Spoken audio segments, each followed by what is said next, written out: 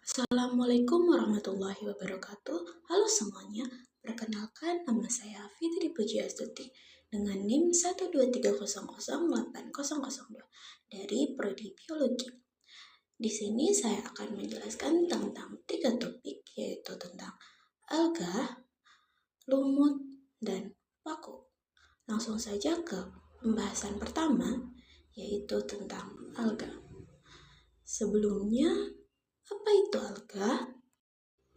Alga adalah kelompok besar dan beragam dari organisme fotosintetik yang dapat ditemukan di berbagai habitat akuatik, baik air tawar maupun air laut, serta beberapa habitat darat yang lembab.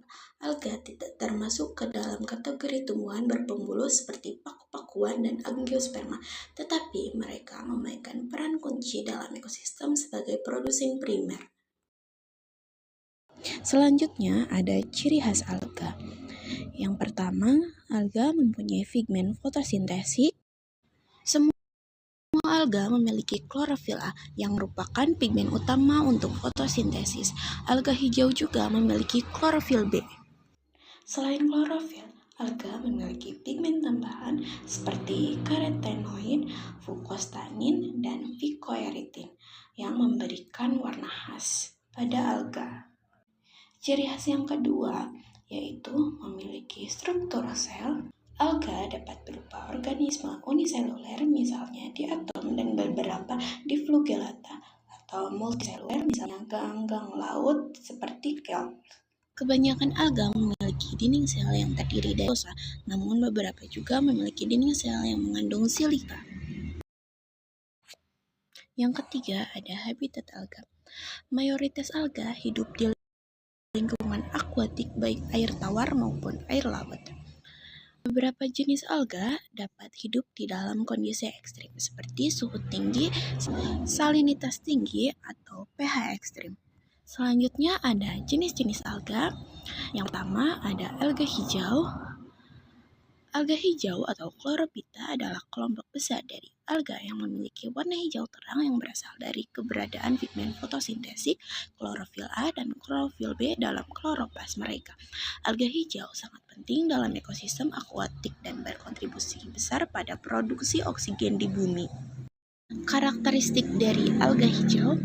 Yang pertama, alga hijau memiliki klorofil A dan klorofil B yang memberikan warna hijau terang dan sangat efektif dalam menangkap cahaya untuk fotosintesis. Beberapa alga hijau uniseluler memiliki stigma organel pekat cahaya yang membantu alga mengarahkan dirinya menuju sumber cahaya, memungkinkan fototaksis. Alga hijau menyimpan cadangan makanan dalam bentuk pati yang serupa dengan tumbuhan darat yang merupakan bentuk penyimpanan karbohidrat yang efisien. Alga hijau memiliki variasi bentuk dan struktur yang luas, uniseluler dan multiseluler. Contohnya, Filametosa spirogyra, uniseluler Chlorella, dan lembaran seperti ulva. Alga hijau memiliki habitat yang beragam, seperti kolam, danau, sungai, pesisir pantai dan lautan, tanah lembab, batuan, dan kulit pohon. Jenis alga yang kedua yaitu alga coklat.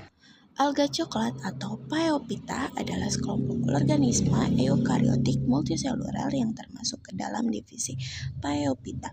Mereka ditemukan terutama di lingkungan perairan laut, terutama di perairan dingin dan pesisir pantai berbatu. Karakteristik alga coklat yaitu alga coklat memiliki pigmen fotosintetik klorofil A dan klorofil C. Klorofil A adalah pigmen utama dalam fotosintesis, sedangkan dalam penyerapan cahaya, terutama cahaya biru dan hijau yang menembus lebih dalam ke dalam air laut.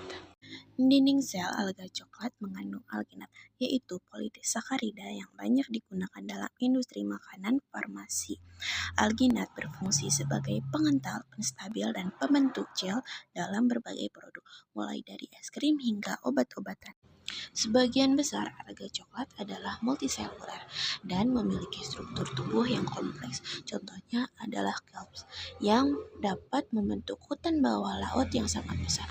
Struktur tubuhnya terdiri dari talus yang sering kali memiliki bagian-bagian khusus, seperti untuk menghambatkan diri, batang, dan daun. Alga coklat adalah produsen primer di ekosistem laut.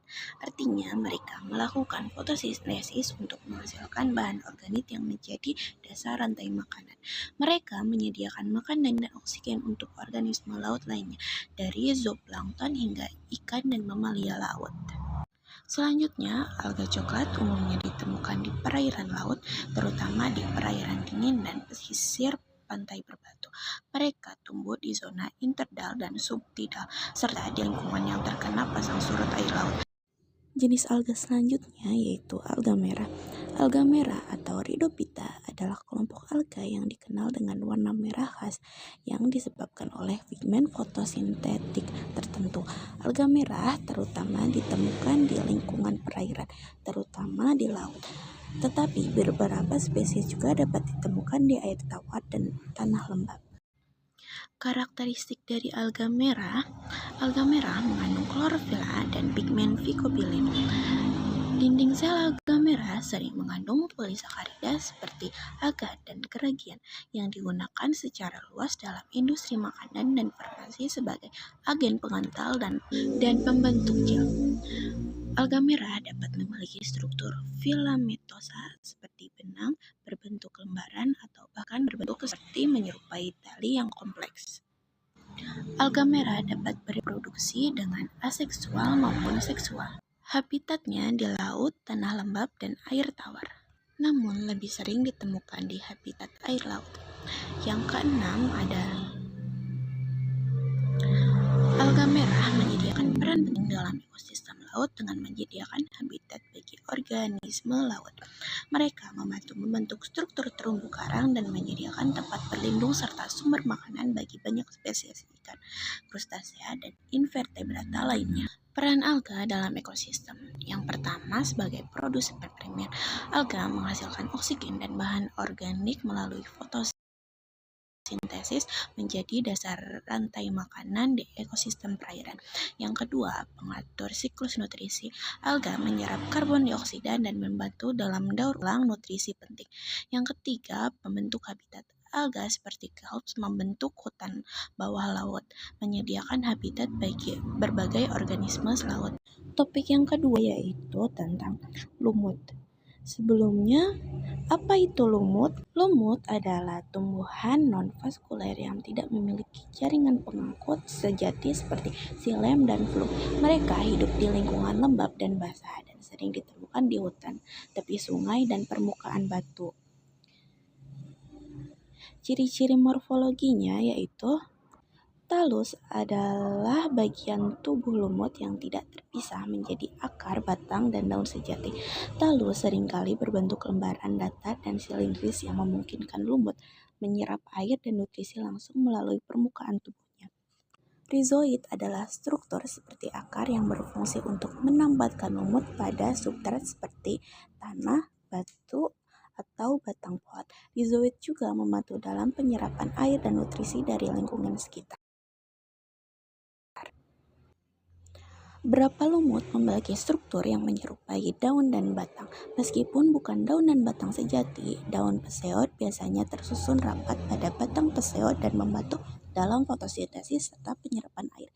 Batang pseud berfungsi sebagai penopang struktur tubuh lumut. Lumut bereproduksi melalui spora yang dihasilkan dalam kapsul spora. Kapsul ini biasanya terletak di ujung tangkai yang tumbuh dari gametofit. Spora disebarkan oleh angin atau air dan akan tumbuh menjadi gametofit baru ketika menemukan kondisi yang sesuai. Siklus hidup lumut melibatkan dua fase yaitu gametofit dan sporofit. Siklus ini dikenal sebagai pergiliran keturunan di mana kedua fase ini bergantian dalam siklus hidup lumut. Selanjutnya ada klasifikasi dasar lumut. Yang pertama ada lumut tanduk atau Anthosperophyta. Kingdomnya Plantae, divisinya Anthocerophyta, kelasnya Antheceratopsida, ordonya Anthocerotales, familinya Anthecerotaceae, genusnya Anthoceros. Memiliki ciri khas sporofit berbentuk tanduk yang tumbuh langsung dari talus. Sporofit ini panjang dan silindris dan dapat terus tumbuh sepanjang hidupnya. Yang kedua ada lumut daun atau Biophyta. Kingdomnya Plantae, divisinya Bryophyta, kelasnya Bryopsida. Ciri tanduk yang tumbuh langsung di talus. Sporofit ini panjang dan silindris dan dapat terus tumbuh sepanjang hidupnya. Lumut hati atau Hepatophyta. Kingdomnya Plantae, divisinya Marhantiophyta, kelasnya Marhantiopsida. Ciri khasnya memiliki talus yang datar dan lebar, serta struktur gametagium yang seringkali menyerupai payung. Habitat lumut yang pertama di lingkungan lembab dan basah. Lumut biasanya tumbuh di hutan, tepi sungai, rawa, dan permukaan batu yang lembab. Yang kedua, zona interdial. Beberapa lumut dapat ditemukan di zona interdial, tempat pertemuan air laut dan daratan. Yang ketiga, tanah dan batu. Lumut sering tumbuh di permukaan tanah, batang pohon, dan bebatuan. Peran lumut dalam lingkungan. Yang pertama, sebagai penyimpan air, lumut memiliki kapasitas penyerapan air dan menyimpan air yang tinggi, membantu mempertahankan kelembapan tanah dan mengurangi erosi. Selanjutnya, sebagai pembentukan tanah, lumut membantu dalam pembentukan tanah dengan memecah batuan dan bahan organik, serta menambahkan bahan organik ke tanah melalui dekomposisi. Yang ketiga, sebagai bioindikator, lumut sangat sensitif terhadap polusi udara, sehingga kehadiran atau ketidakhadiran lumut tertentu dapat digunakan sebagai indikator kualitas udara. Keempat, sebagai sumber nutrisi dan habitat, lumut menyediakan habitat dan nutrisi untuk mikroorganisme dan invertebrata kecil, membantu menjaga keseimbangan ekosistem mikro. Yang ketiga dan terakhir adalah tentang tumbuhan paku. Apa itu tumbuhan paku? Tumbuhan paku atau Pteridophyta adalah kelompok tumbuhan vaskular yang tidak berbunga dan bereproduksi melalui spora. Mereka merupakan tumbuhan peralihan antara tumbuhan non-vaskuler seperti lumut dan tumbuhan berbiji seperti tumbuhan berbunga. Tumbuhan paku memiliki sistem pengangkut sejati yaitu xilem dan floem yang memungkinkan mereka mengangkut air, nutrisi, dan hasil fotosintesis ke seluruh bagian tubuh. Ciri-ciri morfologi tumbuhan paku yang pertama, daunnya besar dan bercabang-cabang, sering disebut sebagai frond. Frond ini biasanya terbagi lagi menjadi segmen-segmen kecil yang disebut pinnae. Yang kedua, kumpulan sporangnya yang merupakan struktur penghasil spora. Biasanya ditemukan di bawah permukaan daun. Sporangnya ini sering tersusun dalam kelompok yang disebut sori. Yang ketiga, batang tumbuhan paku seringkali berupa rizom atau batang yang merayap di bawah permukaan tanah. Rizom berfungsi untuk reproduksi vegetatif dan menyebarkan tumbuhan. Keempat, tumbuhan paku memiliki akar serabut yang membantu mereka menyerap air dan nutrisi dari tanah. Yang kelima, fase sporofit adalah fase dominan dalam siklus hidup tumbuhan paku. Sporofit menghasilkan spora melalui meiosis yang kemudian berkembang menjadi gametofit kecil yang menghasilkan gamet. Selanjutnya, klasifikasi jenis-jenis utama tumbuhan paku. Yang pertama ada paku sejati atau Polypodiopsida. Kingdomnya Plantae, divisinya Pteridophyta, kelasnya Polypodiopsida. Ciri khasnya memiliki daun yang besar dan bercabang. Sporangnya biasanya terletak di sorus pada permukaan bawah daun. Yang kedua ada paku kawat atau Lycopodiopsida. Kingdomnya Plantae, divisinya Lycopodiophyta, kelasnya Lycopodiopsida, ordonya Lycopodiales, familinya Lycopodiopsiae. Ciri khasnya memiliki daun kecil yang seperti sisik atau jarum. Sporangnya terletak pada stroboiluk kumpulan sporogium yang terbentuk seperti kerucut. Yang ketiga ada paku ekor kuda atau Equisetopsida. Kingdomnya Plantae, divisinya Equisetophyta, kelasnya Equisetopsida, ordonya Equisetales, familinya Equisetaceae, genusnya Equisetum. Ciri khasnya memiliki batang berongga dan ruas-ruas yang jelas terlihat. Daunnya kecil dan tersusun melingkar di sekitar batang. Selanjutnya, peran ekologis tumbuhan paku. Peran sebagai pionir dalam habitat yang terganggu. Yang pertama, menjadi tanaman perintis, tumbuhan paku sering menjadi pionir di habitat yang terganggu, seperti area yang telah terbakar atau tanah yang tererosi. Mereka membantu menstabilkan tanah dan mencegah erosi lebih lanjut. Yang kedua, membantu menstabilkan tanah. Tanaman paku dapat membantu menyimpan air dalam tanah, menjaga kelembapan tanah, dan mencegah kekeringan yang dapat menyebabkan tanah menjadi gembur dan mudah tererosi.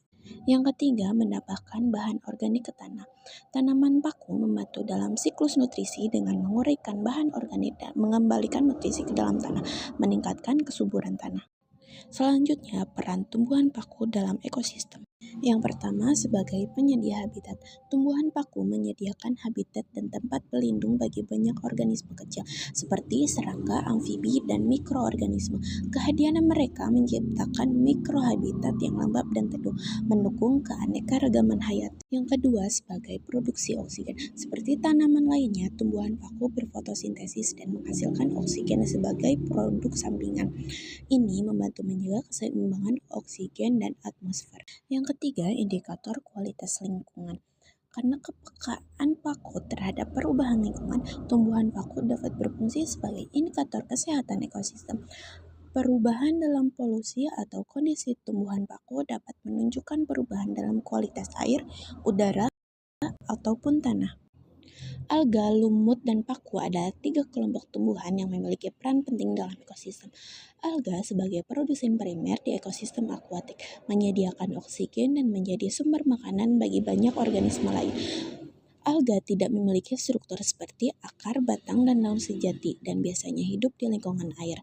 Lumut yang tidak memiliki sistem vaskular sejati sering ditemukan di tempat lembab dan teduh. Lumut memainkan peran penting dalam menyimpan air, mengurangi erosi, dan menjadi indikator kualitas udara. Sementara itu, tumbuhan paku memiliki daun besar yang disebut frond, batang berupa rizom, dan akar serabut. Mereka berperan sebagai pionir di habitat yang terganggu, membantu menstabilkan tanah, mencegah erosi. Cukup sekian video dari saya. Terima kasih kepada yang sudah menonton dan mohon maaf bila ada salah penyebutan dalam nama Latin. Wassalamualaikum warahmatullahi wabarakatuh.